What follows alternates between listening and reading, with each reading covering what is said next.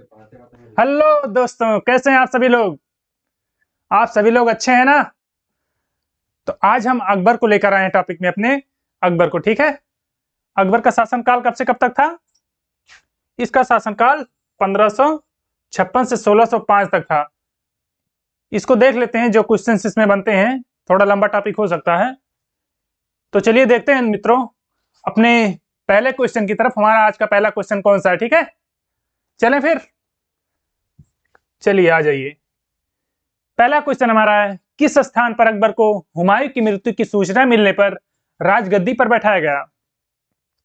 बताइएगा कि अकबर कहां पे था जब हुमायूं की मृत्यु हुई और उसे राजगद्दी पर बैठाया गया। ऑप्शन ए कलानौर, काबुल, लाहौर या सरहिंद। कहां पे था? एक कलानौर में था। ठीक है, एक अपने अभियान पे गया था ये, वहां बैरम खां के नेतृत्व में। जब इस बैरम खां को सूचना मिली कि हुमायूं की मृत्यु हो चुकी है, तो इसने इसको अकबर को राजा बनाया। ठीक, घोषणा की कि ये मुगल का सुल्तान बनेगा। ठीक, तो दूसरा हमारा क्वेश्चन है, हल्दी घाटी का युद्ध किस वर्ष हुआ था। बताइएगा आप सभी लोग, हल्दी घाटी का युद्ध किस वर्ष हुआ था। 1576, 1556, 1776 या 1676। कब हुआ था? हल्दी घाटी का युद्ध 1576 में हुआ था। और किसके किसके बीच हुआ था? एक तरफ था महाराणा प्रताप की सेना,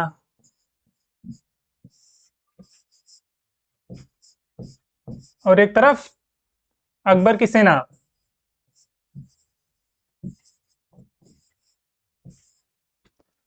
और महाराणा प्रताप के सैनिक कौन थे?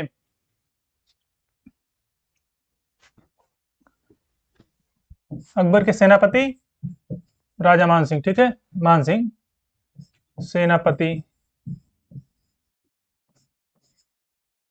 मान सिंह।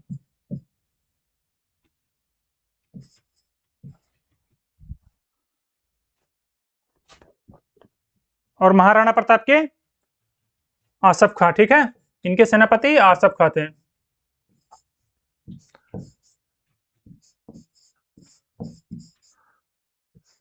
आसफ खां।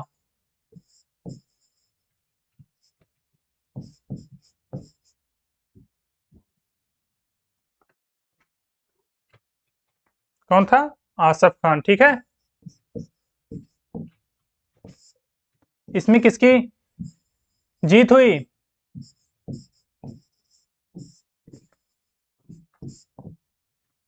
इसमें अकबर की जीत हुई। ठीक है, और महाराणा प्रताप को अरावली की पहाड़ियों में शरण लेनी पड़ी। ठीक है, और ये कितने सैनिक थे? ये मान सिंह की तरफ से 5000 सैनिक थे। ठीक है, और कुछ भील कबीलों को भी महाराणा प्रताप के एक भील कबीला शामिल था। ठीक है, जो इनकी सहायता की थी, लेकिन फिर भी उनकी पराजय हुई। चलिए नेक्स्ट क्वेश्चन चलते हैं। क्वेश्चन नंबर 3, हल्दी घाटी के युद्ध के पीछे अकबर का मुख्य उद्देश्य क्या था। बताइएगा आप सभी लोग, हल्दी घाटी के युद्ध के पीछे अकबर का उद्देश्य क्या था?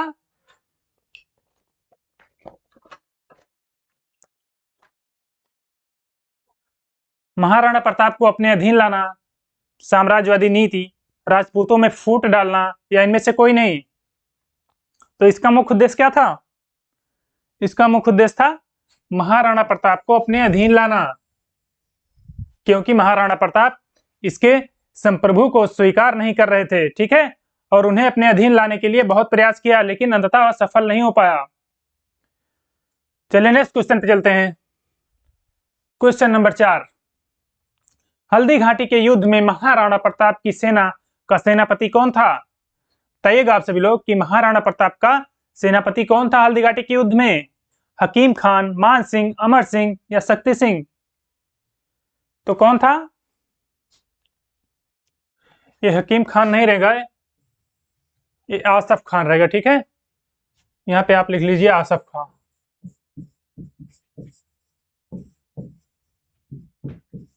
ठीक, option is the right answer. तो चलिए नेक्स्ट क्वेश्चन पे चलते हैं। क्वेश्चन नंबर 5, किस राजपूत शासक ने स्वेच्छा से अकबर की अधीनता स्वीकार किया? किस शासक ने स्वेच्छा से अकबर की अधीनता स्वीकार किया? Option A Kachhwa, B Sisodia, C Rathore या डी बुंदेल। तो किसने स्वीकार किया? एक कछवा के राजपूतों ने इसके अकबर की अधीनता स्वीकार की थी स्वयं, ठीक है। और उस समय इनका राजा कौन था? ये राजा भीरमल था, राजा भीरमल। चलिए अगले क्वेश्चन पे चलते हैं। क्वेश्चन नंबर 6, निम्नलिखित में से किसे अकबर ने स्वयं मारा? इनमें से बताइएगा अकबर ने स्वयं किसको मारा था? बैरम खां को, अधम खां को, बाज बहादुर को, या इनमें से कोई नहीं? तो किसे मारा था? ये मारा था अधम खां को अकबर ने। और ये अधम खां कौन था? अधम खां कौन था? अधम खां एक महामनंगा, ठीक, महामनंगा का पुत्र था। और इसने जो है अकबर के प्रधानमंत्री की हत्या की थी। अकबर का प्रधानमंत्री कौन था? अतगा खां। अतगा खां की हत्या की थी, ठीक है, इसलिए इसने मार दिया अधम खां को। चलिए नेक्स्ट क्वेश्चन पे चलते हैं। हमारा नेक्स्ट क्वेश्चन है, यहाँ पे राजपूत हो जाएगा। किस राजपूत शासक ने महलों के विरुद्ध मुगलों होगा, ये थोड़ा टाइपिंग एरर हो गया है।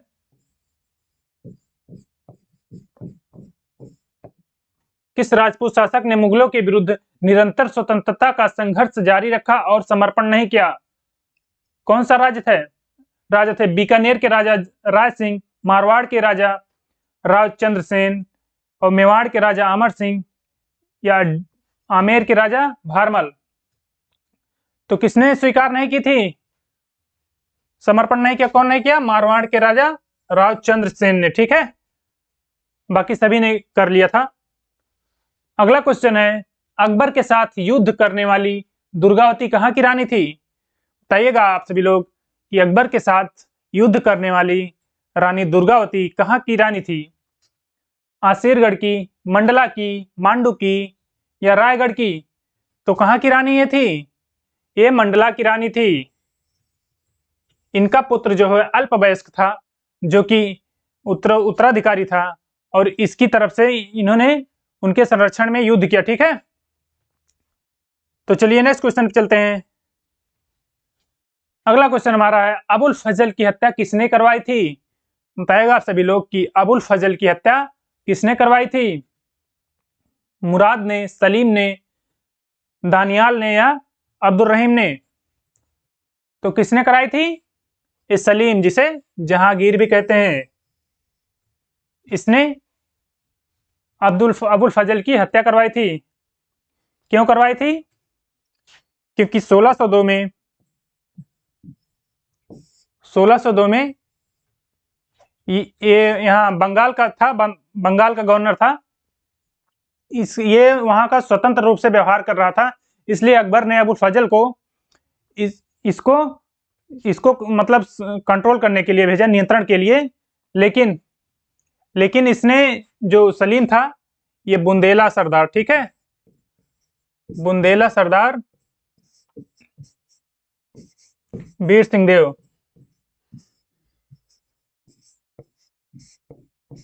सिंह देव द्वारा अबुल फजल की हत्या करवा दी गई।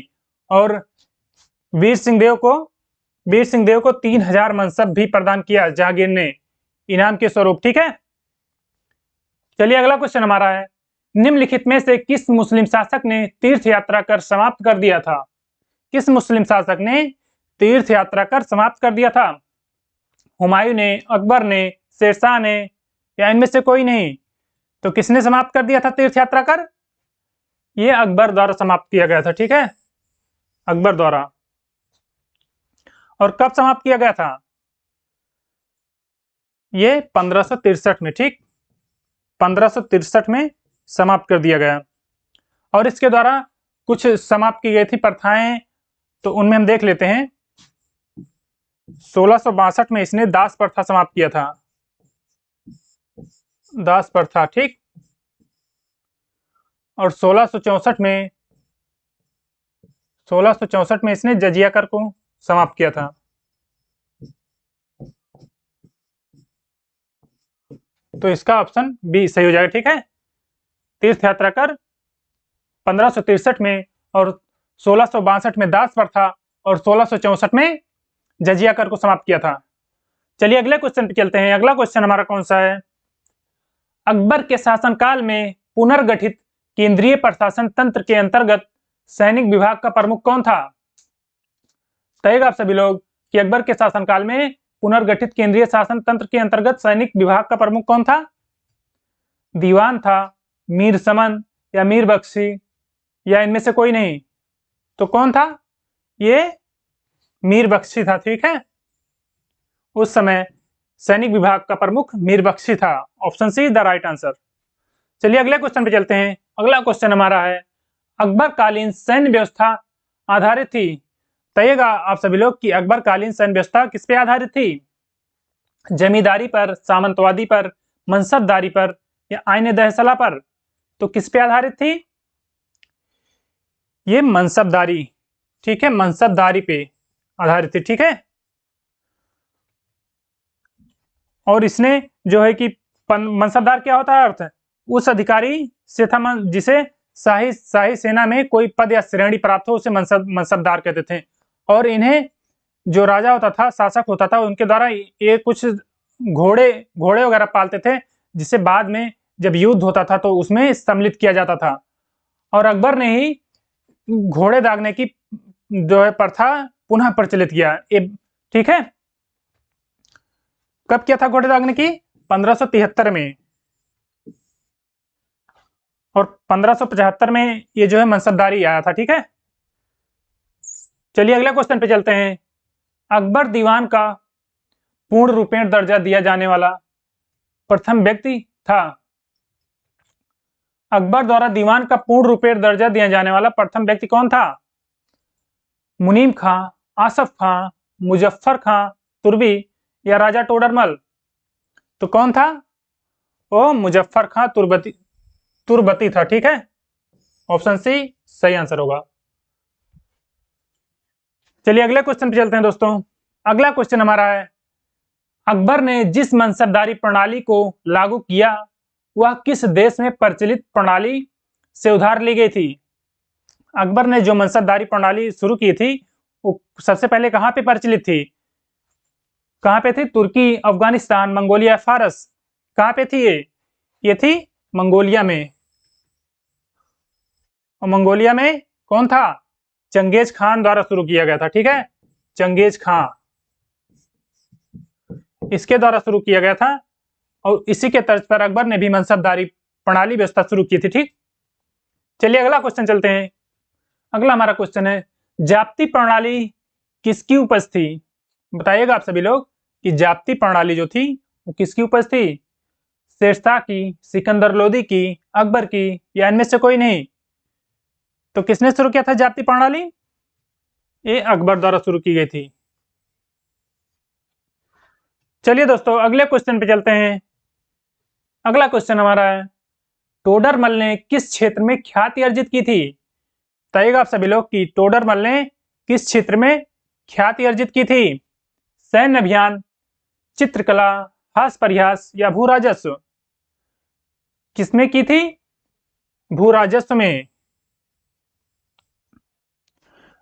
इसमें इन्होंने आईने दहसाला,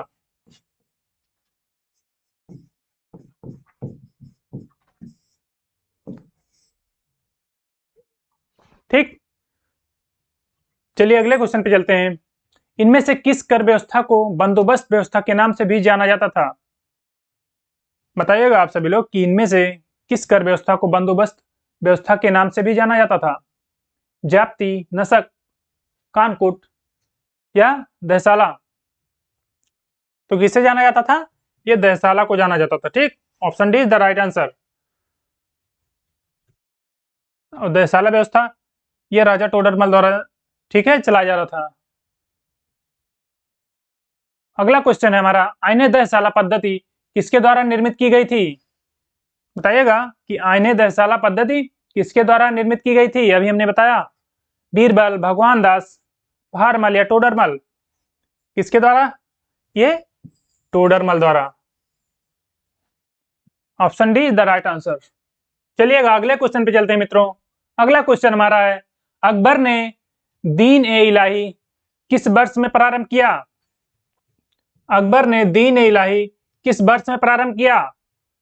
1570, 1578, 1582 या 1585?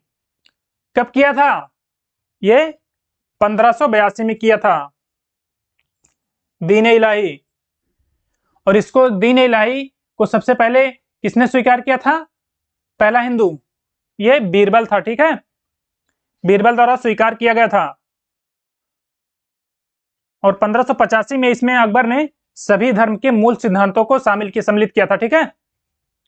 चलिए अगले क्वेश्चन पे चलते हैं। अगला क्वेश्चन है इबादत खाने का निर्माण किसने करवाया? बताना आप सभी लोग कि इबादत खाने का निर्माण किसने करवाया? औरंगजेब ने, अलाउद्दीन खिलजी ने, फिरोज शाह तुगलक ने या अकबर ने? तो किसने किया था इबादत खाने का निर्माण? ये अकबर द्वारा कराया गया था। तो इसका ऑप्शन डी सही आंसर हो जाएगा। अगला क्वेश्चन हमारा है, कौन सा स्मारक फतेहपुर सीकरी में नहीं है? बताना आप सभी लोग कि फतेहपुर सीकरी में इनमें से कौन सा स्मारक नहीं है? अकबरी महल, स्वर्ण महल, पांच महल या पंचमहल, जोधाबाई का महल? तो कौन सा नहीं है? स्वर्ण महल भी है, पंचमहल भी है और जोधाबाई का महल भी है, लेकिन ये अकबरी महल नहीं है। तो ऑप्शन ए बिल्कुल सही आंसर हो जाएगा। चलिएगा दोस्तों अगले क्वेश्चन पे चलते हैं। क्वेश्चन नंबर 22, दिल्ली में कौन सा स्मारक भारतीय तथा फारसी वास्तुकला का एक प्रमुख उदाहरण है? तो कौन सा है? लोदी का मकबरा, कुतुब मीनार, लाल किला, हुमायूं का मकबरा? तो कौन सा है इसमें? यह लोदी का मकबरा हो जाएगा। यह भारतीय तथा फारसी वास्तुकला का उदाहरण है, ठीक है, दोनों वास्तुकला के रूप में बना है। अगला क्वेश्चन है किस मुगल बादशाह के विरुद्ध जौनपुर से फतवा जारी हुआ था? बताइएगा आप सभी लोग, किस मुगल बादशाह के विरुद्ध जौनपुर से फतवा जारी हुआ था? अकबर, हुमायूं, शाहजहां या औरंगजेब? तो किसके विरुद्ध हुआ था? अकबर के विरुद्ध में हुआ था, ठीक है। ये 1580 में जौनपुर के धर्मगुरु ने सभी मुस्लिमों को अकबर का विद्रोह करने के लिए कहा था, तो ठीक है, तो इसका ए ऑप्शन सही हो जाएगा। चलिए दोस्तों अगला क्वेश्चन हमारा है, निम्न में से किसका निर्माण अकबर ने कराया था? इनमें से किसका निर्माण अकबर द्वारा कराया गया था? बुलंद दरवाजा, कुतुब मीनार, जामा मस्जिद या ताजमहल? तो किसके द्वारा कराया गया था? अकबर। ये बुलंद दरवाजा का निर्माण अकबर द्वारा कराया गया था। और क्यों कराया गया था? ये 1572-73 में गुजरात विजय के उपलक्ष्य में, गुजरात विजय के रूप में फतेहपुर सीकरी में ये कराया गया था, ठीक है, फतेहपुर